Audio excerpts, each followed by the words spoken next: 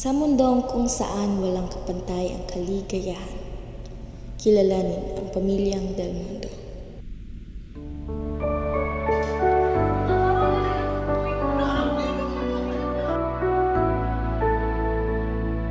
Nabubuhay sila ng husto.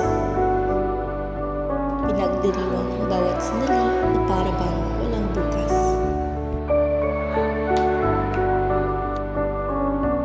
Subalit, paano kung sa gitna ng kaligayahang ito, ang realidad ay unti-unting maglaho kasama ng mundo ng mga pangarap?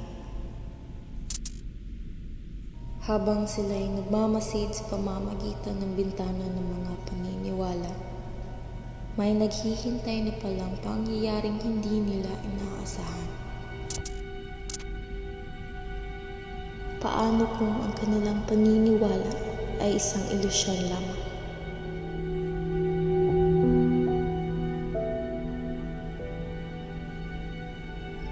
At ang realidad ay nagtataglay ng isang malupit na lihim. Mga paniniwala, realidad, alin ang pipiliin mo?